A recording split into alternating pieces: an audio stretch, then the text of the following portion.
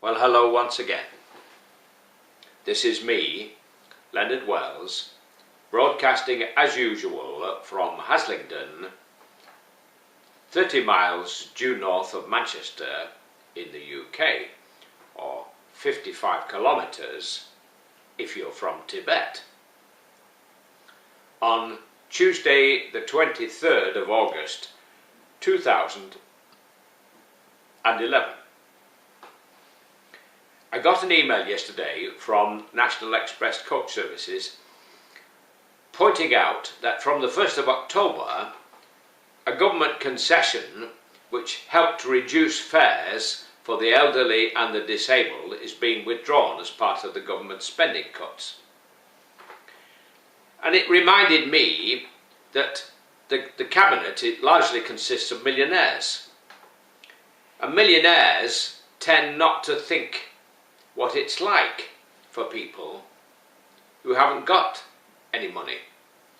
And 2 million state pensioners are officially below the poverty line.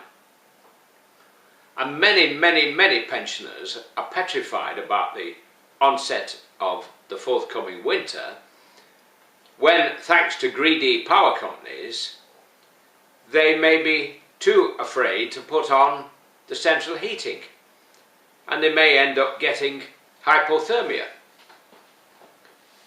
And it's very easy to have this attitude that by cutting everything, suddenly everybody will become entrepreneurs, and suddenly everybody will be dashing out to start a business or something, and to take on people.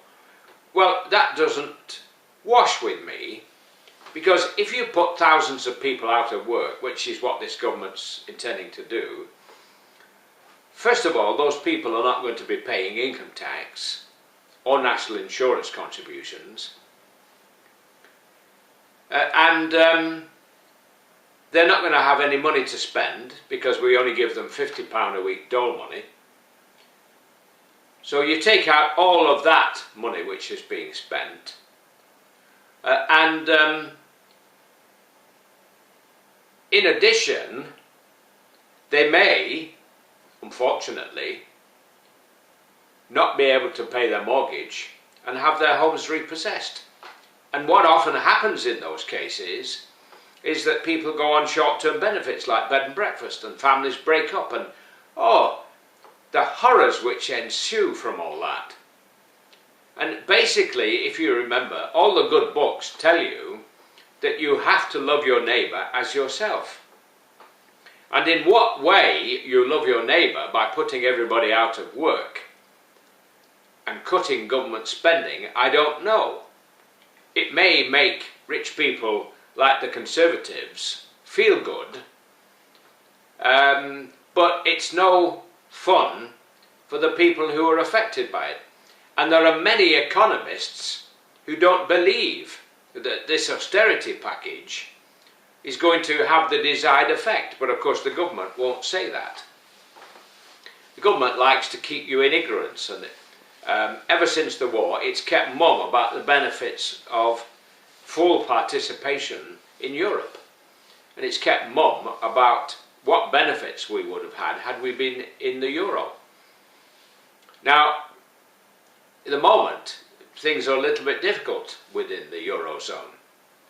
But if we join from the start, our expertise in the city and our clever minds amongst our politicians might have averted all these particular problems.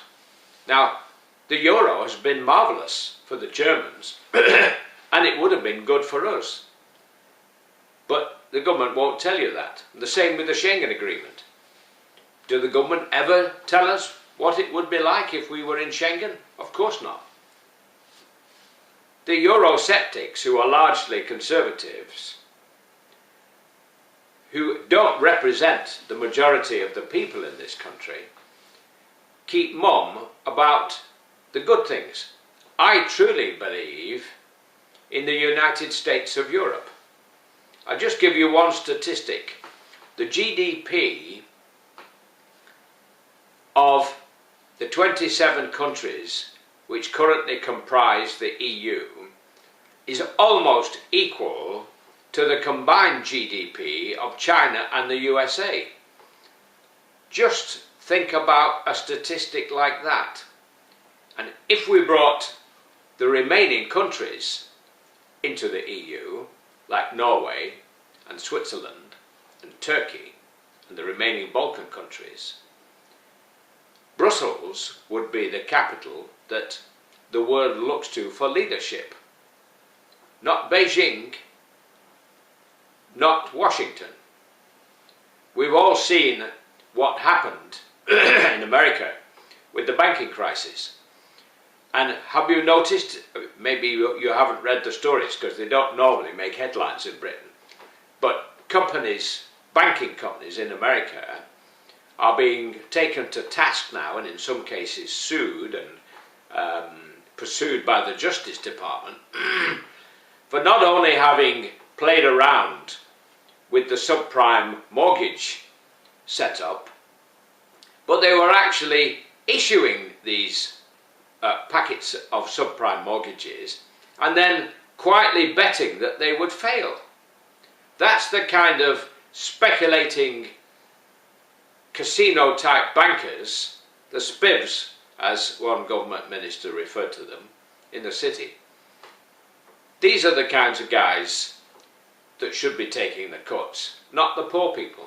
Well, that's my little rant for Tuesday.